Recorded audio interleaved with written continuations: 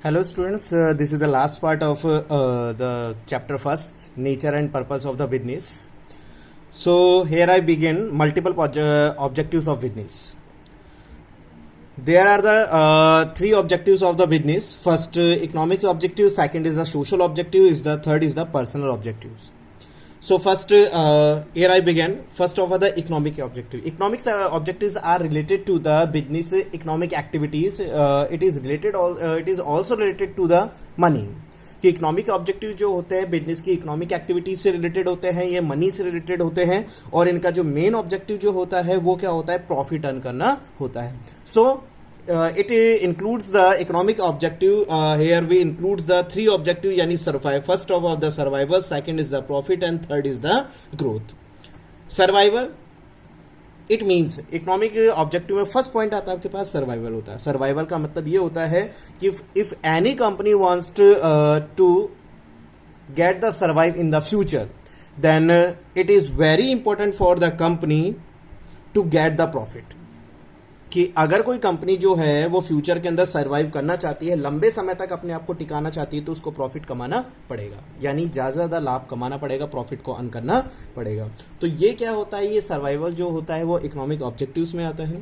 Survival का mean ये होता है कि कंपनी जो है अपने लंबे टाइम तक अपने आप को कितने लंबे टाइम तक अपने आप को क्या है अपनी मार्केट फील्ड के अंदर खड़ी करके रख सकती है. तो ये जो टॉपिक जो होता है वो किस में इंक्लूड किया जाता है, वो इकोनॉमिक ऑब्जेक्टिव्स में इंक्लूड किया जाता है. क्यों, रीजन क्या है, अगर कंपनी जो है if any company will be survive in the long time, अगर लॉन्ग टाइम के लिए अगर वो सर्वाइव करती है, then it will be create more of production, more of product and more of profit. If the company will be survive in the short run, then it will not be get the less of production, less of product and less of product. Second is the profit. The main objective of the economic objective, second is the profit. कि कोई भी company जो होती है वो economic objectives में क्या करना चाहती है, प्रॉफिट अर्न करना चाहती है. कि if you want to start any company, the main objective is the profit earning. Main objective is the profit earning. तो मेन ऑब्जेक्टिव जो होता है वो प्रॉफिट अर्न करना होता है. नेक्स्ट जो होता है वो होता है ग्रोथ. कि कोई भी जो कंपनी होती है, कोई भी बिजनेस जो होता है वो क्या करना चाहता है, वो ग्रोथ करना चाहता है. क्यों करना चाहता है, कि ज़्यादा से ज़्यादा वो प्रॉफिट अर्न करेगा, ज़्यादा से ज़्यादा ग्रोथ करेगा. अपनी जो बिजनेस होती है, अपनी जो इंस्टीट्यूशंस होते हैं उसको वो एक्सपेंड करना चाहता है, जिससे कि वो लंबे समय तक और भी ज़्यादा मोर गेनिंग पावर गेट कर सके. तो economic objectives include the three objectives, यानी first survival, second is the profit and third is the growth. Second objective we will be include the social objectives.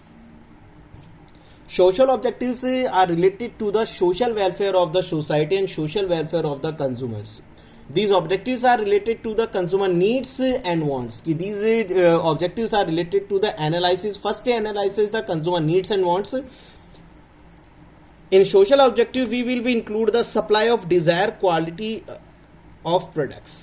कि मेन जो ऑब्जेक्टिव होता है, social objective जो होता है कंपनी का, वो क्या होता है बिजनेस का, कि जो गुड्स एंड सर्विसेज का प्रोडक्शन किया जाए, वो सर्विस जो सप्लाई की जाए वो किसके अकॉर्डिंग होनी चाहिए, डिजायर होनी चाहिए, यानी कंज्यूमर की नीड्स एंड वांट्स के अकॉर्डिंगली होनी चाहिए. फॉर एग्जांपल कि if any customer wants milk for the consumption, but you will produce the clothes for the consumption, then this is not according to the consumer desire. वो consumer की Dzire के accordingly नहीं है. Second जो होता है इसका होता है avoidance of unfair trade practices. कि अनफेयर ट्रेड प्रैक्टिसेस जो हैं उनको क्या करना, अवॉइड करना. अवॉइड कैसे करना अनफेयर ट्रेड प्रैक्टिसेस का, इट मींस मेल प्रैक्टिसेस, जो मिलावट की जाती है गुड्स एंड सर्विसेज के अंदर. गुड्स एंड सर्विसेज का वजन जब किया जाता है, वेट कम किया जाता है, वो कम किया जाता है, कंज्यूमर से हम लोग ज्यादा से ज्यादा प्राइस लेते हैं, मोनोपोली करते हैं, ठीक है, न ब्लैक मार्केटिंग करते हैं गुड्स एंड सर्विसेज की. तो these are practices are related to the unfair trade practices. Next is the optimum utilization of resources. Resources देखो, optimum utilization of resources in any company, any institution, any business has the two types of resources. First is the human resources and second is the natural resources. First is the human resources and second is the natural resources. Human resources includes employees, labor. Natural resources includes natural products. Natural resources, water हो गया, electricity, raw materials, this types of products it will be included. So जो resources है उनका optimum utilisation किया जाना चाहिए. अब resources जो है देखो, चलो जो रॉ मटेरियल्स है उनका तो हम लोग ऑप्टिमम यूटिलाइजेशन कर सकते हैं, बट ह्यूमन रिसोर्सेज को ऑप्टिमम यूटिलाइजेशन कैसे करें? ह्यूमन रिसोर्सेज का ऑप्टिमम यूटिलाइजेशन का मीन्स ये है कि लेबर्स को जितना उनका वर्किंग आवर है उनके अकॉर्डिंगली ही उनको उतना ही वर्क किया जाए. टू प्रोवाइड द वर्क या to given the work according to their ability and capacity, कि जिनकी एबिलिटी और कैपेसिटी है उनके अकॉर्डिंगली उनको वर्क दिया जाए. Use the specialization in the work. Specialization of work का मीन्स ये होता है कि जिस आदमी को जो काम आता है उसको वही काम दिया जाए, because it will be reduce the cost and time. अगर किसी आदमी को, किसी एम्प्लॉय है, अगर उसको एसी ठीक करने का काम आता है तो उसको एसी ही ठीक करने का काम दिया जाए, उसको साइकिल ठीक करने का काम नहीं दिया जाए. Because of the reason if we will be replace the any person from their specialization, that it will be increase the cost and time. Next, create employment opportunities for the people. जो society के अंदर जितने भी लोग हैं, जितने भी persons हैं, उनके लिए एम्प्लॉयमेंट अपॉर्चुनिटीज को क्रिएट किया जाए. If you start the any entrepreneur या any entrepreneur any business, then you will be decide, आप लोगों को डिसाइड करना पड़ेगा जो भी आप लोग वर्कर्स ले रहे हैं वो क्वालिटी वाले लिए, क्वांटिटी वाले लीजिए, according to the right people, right job, right time. So ये सारी चीजें जो होती है वो अपॉर्चुनिटीज क्रिएट करती है. कहां से करती है? वो उन लोगों के लिए जो उस एरियाज के अंदर रहते हैं. नेक्स्ट आता है use of eco friendly technologies. Eco friendly technologies means ऐसी टेक्नोलॉजीज का यूज करना जो कि इको फ्रेंडली हो, पर्यावरण को हानि नहीं पहुंचाए. नेक्स्ट देखिए पर्सनल ऑब्जेक्टिव्स की. Personal objectives are related to the employees, यानी आपकी कंपनी के अंदर जो एम्प्लॉयज वर्क कर रहे हैं उनसे रिलेटेड होते हैं ये पर्सनल ऑब्जेक्टिव्स. ये जो ऑब्जेक्टिव्स होते हैं पर्सनल ऑब्जेक्टिव्स, ये एम्प्लॉयज से रिलेटेड होते हैं. तो अब इनके लिए क्या ऑब्जेक्टिव्स है? फर्स्ट देखिए, प्रोवाइडिंग गुड वर्किंग कंडीशंस, की एम्प्लॉयज जो है उनको गुड वर्किंग कंडीशंस दी जाए. वर्किंग कंडीशंस अगर अच्छी रहेगी तो ऑब्वियसली वो अच्छा क्या करेंगे, ज्यादा से ज्यादा वर्क करके देंगे. वर्किंग कंडीशंस का मतलब ये है कि उनको एटमॉस्फेयर अच्छा मिलना चाहिए, आपकी कंपनीज के अंदर ऑल फैसिलिटीज अवेलेबल होनी चाहिए, वर्किंग आवर उनका फिक्स होना चाहिए, उनको काम के दौरान, टाइम के दौरान 1 आवर का रेस्ट मिलना चाहिए, टाइम टू टाइम उनको सैलरी मिलनी चाहिए. अगर उनको कोई भी हेल्थ इशू होता है तो उनको हॉलीडेज, लीव, जो भी PLCN मिलता है वो उनको प्रोवाइड किया जाना चाहिए. Second, payment of competitive and satisfactory wages and salary. Wages and salary उनको अच्छी दी जानी चाहिए. Personal growth and development of employees. Employees का पर्सनल ग्रोथ और डेवलपमेंट होना चाहिए. किसके थ्रू? इम्पार्टिंग ट्रेनिंग, यानी ट्रेनिंग को प्रोवाइड करवा करके उनको. अगर कोई पर्सन जो है वो ज्वाइन करता है, एम्प्लॉयज ज्वाइन करता है, तो उनको first of all 3 month, 6 month, 1 year की उनको ट्रेनिंग दी जानी चाहिए, जिससे कि वो अपना पर्सनल ग्रूमिंग भी कर सके प्लस खुद का भी डेवलपमेंट कर सके. क्योंकि अगर उनका डेवलपमेंट होगा तो इससे क्या होगा, कंपनी का भी डेवलपमेंट होगा. नेक्स्ट देखिए, providing special benefits such as the housing facilities, medical, free education of children etcetera. So multiple objective, 3 types के ऑब्जेक्टिव्स इंक्लूड करते हैं हम लोग. Economic objective, social objectives and the personal objectives. Economics objectives are related to the company economic performance, यानी profit, survival, profit and growth. Social objectives are related to the social welfare of the people, social welfare of the society, social welfare of the employees etcetera. And personal objectives are related to the employees performance या employees. Next topic is here कि role of profit in the business. कि हम लोग profit की बात कर रहे हैं कि बिजनेस के अंदर प्रॉफिट कमाना चाहिए. क्यों कमाना चाहिए, प्रॉफिट का क्या रोल होता है बिजनेस के अंदर? फर्स्ट होता है, देखो कोई भी जो प्रॉफिट होता है वो कंपनी के सर्वाइवल के लिए बहुत इंपॉर्टेंट होता है. अगर आपकी कंपनी ज़्यादा से ज़्यादा प्रॉफिट अर्न करेगी तो इसका मतलब यह है कि आप अपनी कंपनी को लंबे समय तक स्टैब्लिश कर सकते हो। तो कंपनी के सर्वाइवल के लिए क्या होना चाहिए, ज़्यादा से ज़्यादा आपको क्या करना पड़ेगा, प्रॉफिट को अर्न करना पड़ेगा। Second, if you want to expand and growth of your company then this is necessary for every company to gain the profit. If your company, third is the sample of good performance, कि अगर आपकी company ज़्यादा से ज़्यादा profit कमाती है तो इसका मतलब यह है कि आपकी कंपनी जो है वो अच्छा परफॉर्म करनी है। It also increase the goodwill of the company, ये कंपनी की गुडविल को इंक्रीज करती है। आप लोगों ने देखा होगा कि टाटा स्टील कंपनी ने इतने रुपए का प्रॉफिट कमाया, करोड़ों का, मुकेश अंबानी ने इतने का प्रॉफिट कमाया। तो इस प्रॉफिट को दिखाने का मतलब क्या होता है कि कंपनी जो है बहुत अच्छी अचीवमेंट ले रही है। Next, profit is the reward for bearing the risk, केवल रिस्क प्रॉफिट उन्हीं लोगों को मिलता है जो कि क्या करते हैं, रिस्क को कवर करने का काम करते हैं। कि जो प्रॉफिट होता है इज द रिवॉर्ड, ये रिवॉर्ड होता है बियरिंग द रिस्क, कि बिजनेसमैन जो होते हैं, एंटरप्रेन्योर जो होते हैं वो रिस्क लेते हैं और उनके बदले में उनको क्या मिलता है, प्रॉफिट मिलता है।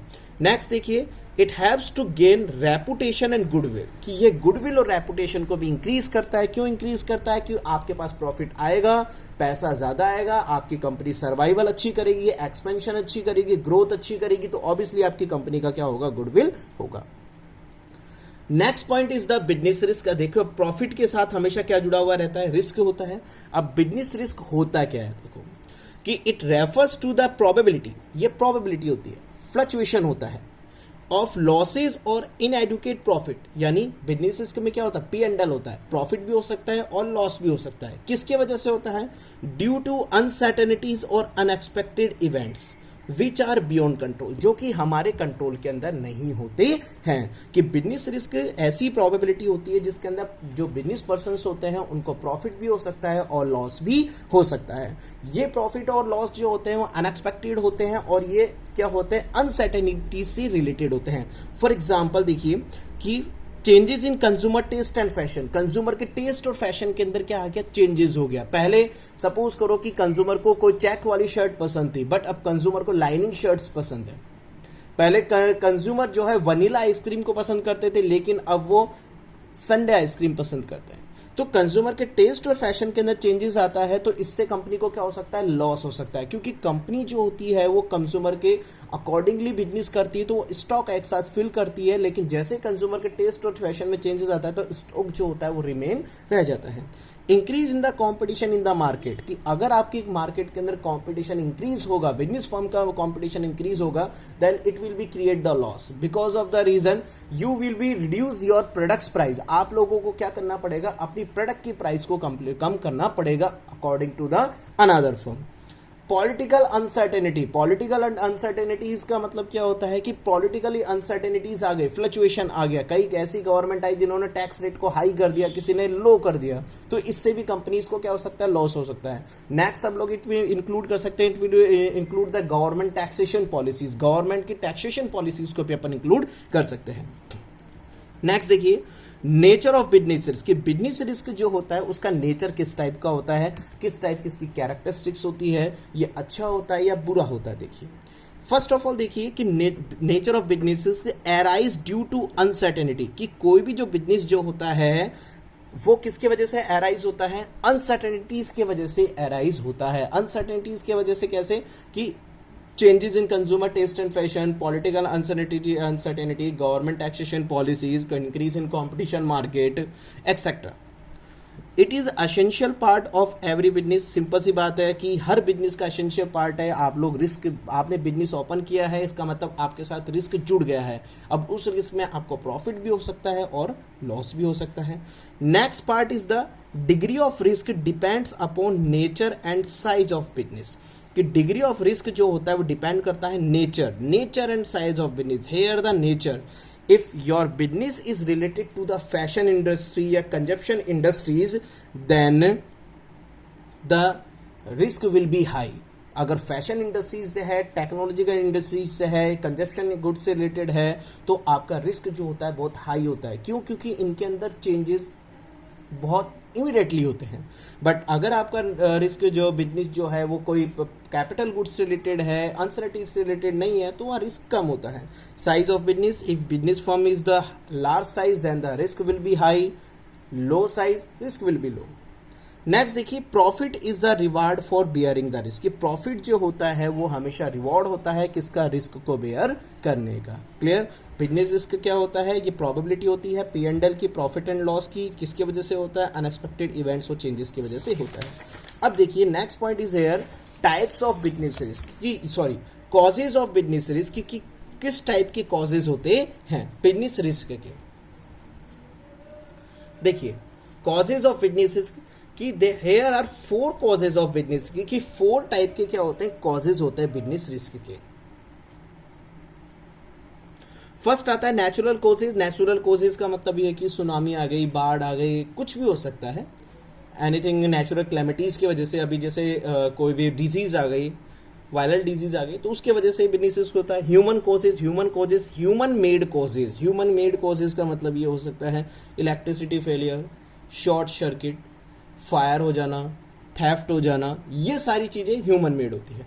Economic causes consumer changes in consumer taste and fashion, increase in competition, increase in government tax rate policies, it will be included.